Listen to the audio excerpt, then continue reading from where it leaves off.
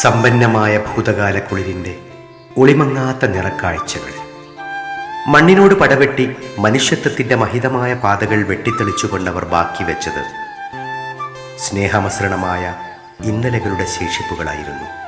പാതിരാവോളം നീളുന്ന മനുഷ്യാധ്വാനത്തിൻ്റെ വിയർപ്പു തുള്ളികളിൽ ജീവിതം പകുത്തെടുക്കുമ്പോഴും മക്കൾക്കും പേരമക്കൾക്കും വേണ്ടി സ്നേഹം ചാലിച്ചെഴുതിയ രണ്ട് ദമ്പതികളുടെ കഥകൾ. അവർ വെട്ടിത്തെളിച്ച വഴികൾക്ക് അധ്വാനത്തിൻ്റെ ആത്മാംശം കലർന്നിട്ടുണ്ട്. അവർ തീർത്ത ജീവിതപ്പാടുകൾ തലമുറകൾ കൈമാറി പരന്നൊഴുകുകയാണ്.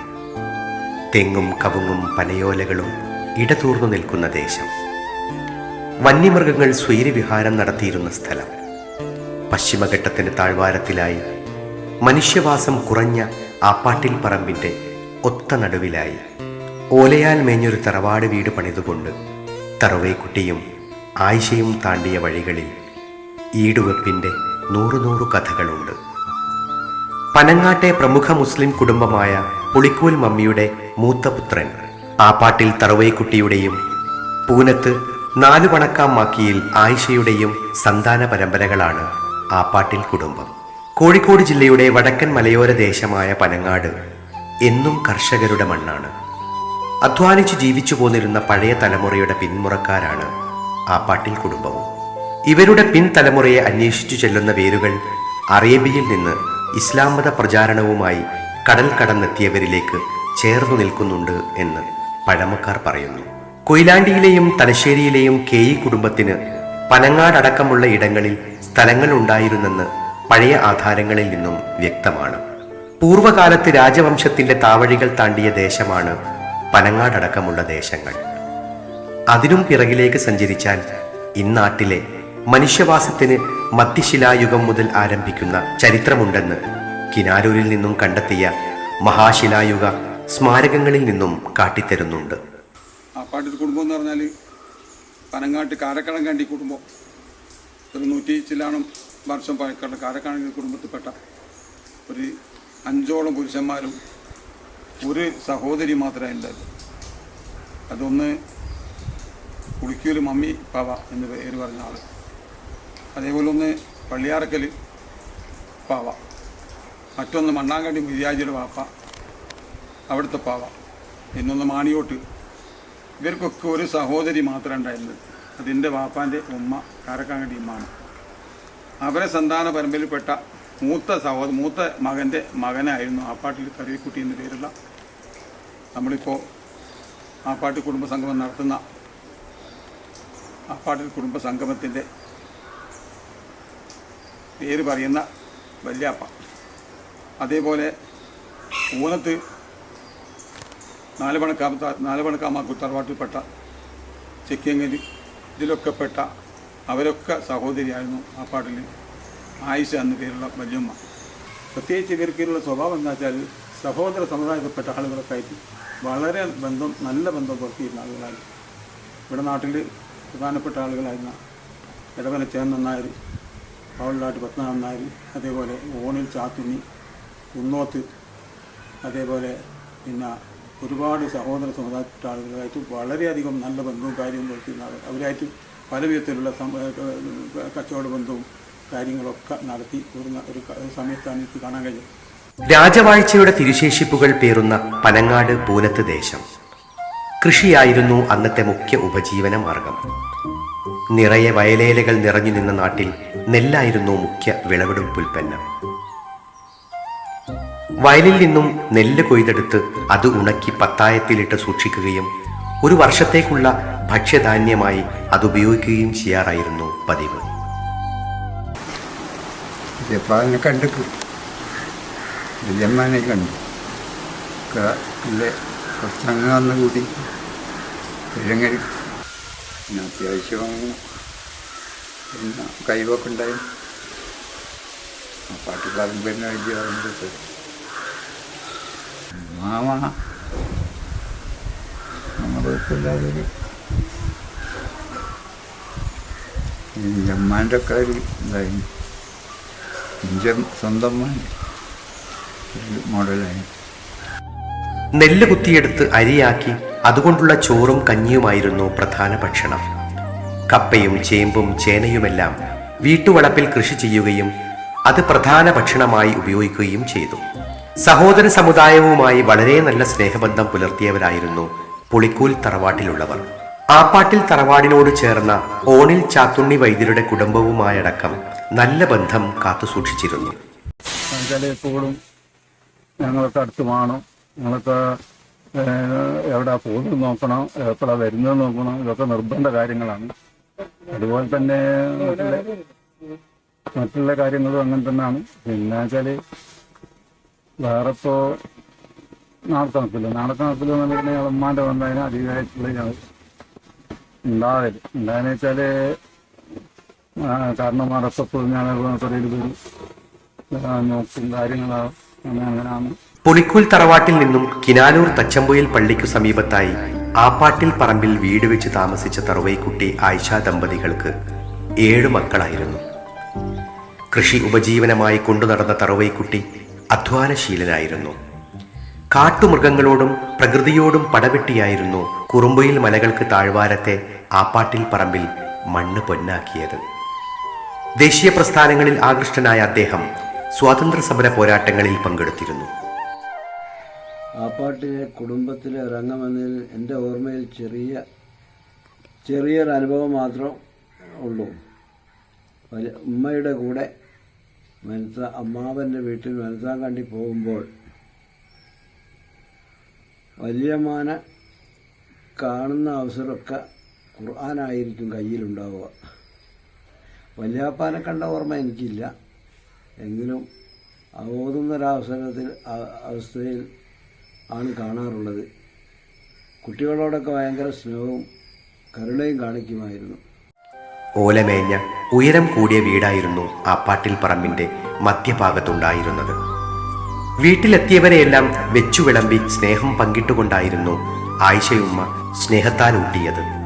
വെളുത്ത് തടിച്ച പ്രകൃതിക്കാരിയായ അവരുടെ പുഞ്ചിരിക്കുന്ന മുഖം ആരിലും സ്നേഹം തോന്നിക്കുന്നതായിരുന്നു. മാമനെ കണ്ടിട്ട് മാമ വന്നിട്ട് പിന്നെ മാമ നല്ലൊരു സുന്ദരിയായിരുന്നു, കൊടുത്തിട്ടാണ് നല്ലൊരാളായിരുന്നു. മൂത്ത മകൻ മമ്മു അമ്മാവൻ 4 പണക്കാം മാക്കിയിൽ മമ്മദ് മകൾ ഉമ്മാച്ചയെ വിവാഹം ചെയ്ത് പൂനത്തേക്ക് താമസമാക്കിയതോടെ എടത്തിക്കണ്ടി മമ്മു എന്ന പേരിൽ അറിയപ്പെട്ടു. ഇതിൽ തറവൈക്കുട്ടി, ആയിഷ, കുഞ്ഞിമറിയം, ഇബ്രാഹിം, മൊയ്തിക്കുട്ടി, കുട്ടിയാലി, യൂസഫ് എന്നീ മക്കളാണുള്ളത്. രണ്ടാമത്തെ മകൻ തീയക്കണ്ടി മൊയ്തി ആപ്പാട്ടിൽ പറമ്പിന് അടുത്തു തന്നെ തീയക്കണ്ടി പറമ്പിൽ വീടുവെച്ച് അവിടെ താമസം തുടങ്ങി. പള്ളിയാലം തോട്ടത്തിൽ പാത്തുമ്മയെ കല്യാണം കഴിച്ചു. ആയിഷ, ഖദീജക്കുട്ടി, യൂസഫ്, ഇബ്രാഹിം, റുഖിയത്ത്, റഷീദ് എന്നിവരാണ് ഇവരുടെ മക്കൾ. മൂന്നാമത്തെ മകൾ മറിയത്തിനെ പൂനത്തേക്കാണ് വിവാഹം ചെയ്തത്. പൊയിലിങ്ങൽ മമ്മുവായിരുന്നു അവർ വിവാഹം കഴിച്ചത്.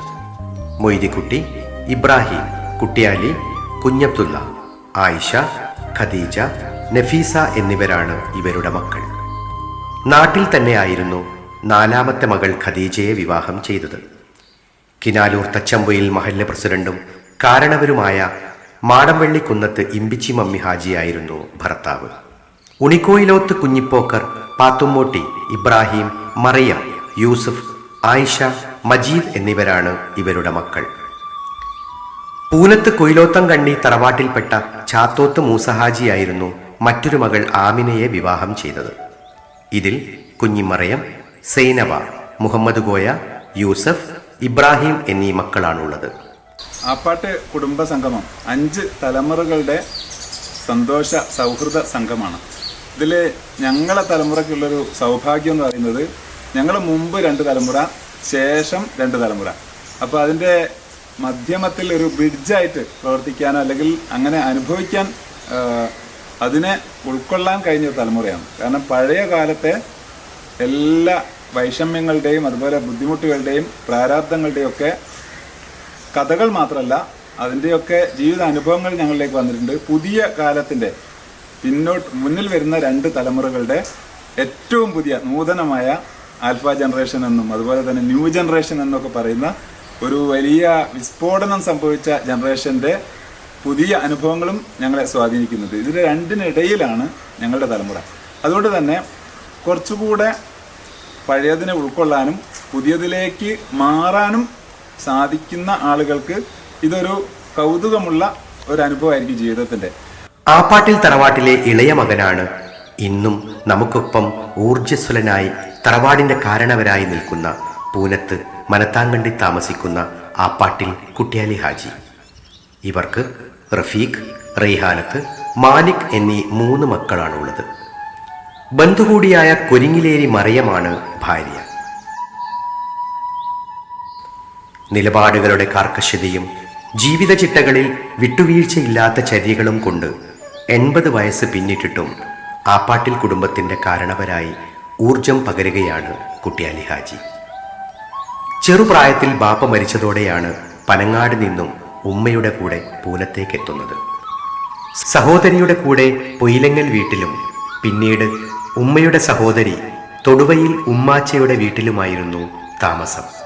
സമ്പന്നമായ ആ തറവാട്ടിൽ മൂത്തുമ്മയുടെ എല്ലാ സ്നേഹവായ്പകളും ഏറ്റുവാങ്ങി ജീവിക്കുന്നതിനിടയിലാണ് മനത്താങ്കണ്ടി പറമ്പിൽ വീട് വെച്ച് അവിടേക്ക് താമസം മാറുന്നതും ബന്ധുവായ കുരിങ്ങിലേരി മറിയത്തെ വിവാഹം ചെയ്യുന്നതും. 1951 52 52 എനിക്ക് തോന്നുന്നുണ്ട് വാപ്പ മരിച്ചു. 52 മരിക്കുന്നത്. ഞാൻ മിക്കവാറും ഓർമ്മ ശരിയാന്ന് 52. കൃത്യം വെച്ചാൽ കുറച്ച് ഹൈറ്റും വെയിറ്റും ഒക്കെ ഉള്ള മനുഷ്യരാണ്. പ്രായം അത്ര മതിപ്പ് കാണില്ലായിരുന്നു. 85 തൊണ്ണൂറിനടുത്ത് പ്രായം ഉണ്ടെങ്കിൽ കൂട്ടിയിട്ട് അതിൻ്റെ അത്ര തോന്നുന്നില്ലേ. കാരണം വെച്ചാൽ കഠിനാധ്വാനം ചെയ്യുന്ന ഒരു മനുഷ്യനായിരുന്നു. അപ്പോൾ അതിനനുസരിച്ച് നല്ലോണം ഭക്ഷണം കഴിക്കുകയാണ്. പറയത്തക്ക രോഗങ്ങളൊന്നും എൻ്റെ അനുഭവത്തിൽ ഞാൻ കണ്ടിട്ടില്ല. ഞാൻ പാപ്പൻ്റെ കൂടെ തന്നെ ഇങ്ങനെ ഒപ്പരം കൂടി ഭക്ഷണം കഴിച്ച് ഇങ്ങനെ നിൽക്കുകയല്ലേ. അപ്പോൾ എൻ്റെ അനുഭവത്തിൽ അങ്ങനത്തെ ഒരു വലിയ രോഗം വന്നിട്ട് ഇവിടെ കിടന്നിട്ടെന്നുള്ള അനുഭവത്തിലില്ല. ഏത് വിഷയത്തിലും തൻ്റെതായ നിലപാടും അഭിപ്രായങ്ങളും രേഖപ്പെടുത്തും. 1990 ഹജ്ജ് കർമ്മം നിർവഹിച്ചെത്തിയപ്പോഴാണ് തലയിലെ വട്ടക്കെട്ട് കൂടെ കൂടിയത്. പെങ്ങളുടെ ഭർത്താവ് മാടമ്പള്ളിക്കുന്നത്ത് ഇമ്പിച്ചിമമ്മി ഹാജിയുമായുള്ള ബന്ധം പനങ്ങാടുമായുള്ള ബന്ധം കൂടുതൽ ദൃഢമാക്കാൻ സഹായകമായി. ഈ അടുപ്പം ജീവിതനിഷ്ഠകളിൽ ഏറെ സ്വാധീനം ചെലുത്തി. വായിച്ചു വളരാൻ ഇന്നും തലമുറയെ പ്രോത്സാഹിപ്പിക്കാറുണ്ട് ഇദ്ദേഹം. ഇന്ന് ഈ തലമുറ വളർന്ന് 6 തലമുറയോളം എത്തി. വിദ്യാസമ്പന്നരടക്കം നിരവധി പേർ ഈ തറവാടിൻ്റെ പിന്മുറക്കാരാണ്. വിദേശ രാജ്യങ്ങളടക്കം താണ്ടി തറവാടിൻ്റെ പെരുമ കാക്കുന്നവർ നിരവധിയാണ്. മണ്ണിലും മനുഷ്യരിലും സ്നേഹത്തിൻ്റെ വിത്തുപാകിയാണ് ഇവരൊക്കെ കടന്നുപോയത്.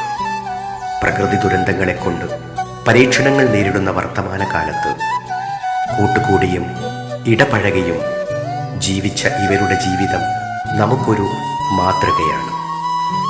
ഇതര സമുദായത്തോട് പുലർത്തിയ സ്നേഹത്തിൻ്റെ നിറമുള്ള കഥകൾ പഴമക്കാരിൽ നിന്നും നാം ഏറെ കേട്ടതാണ്. പുതുതലമുറക്ക് പകർത്താനുള്ള സ്നേഹത്തിൻ്റെ നിരവധി ഈടുവെപ്പുകൾ സമ്മാനിച്ചുകൊണ്ട് മറഞ്ഞുപോയ ഇവർ നടന്ന വഴികളിലൂടെ നമുക്കും നടക്കാം. പരസ്പരം ചേർന്ന് നിൽക്കാം.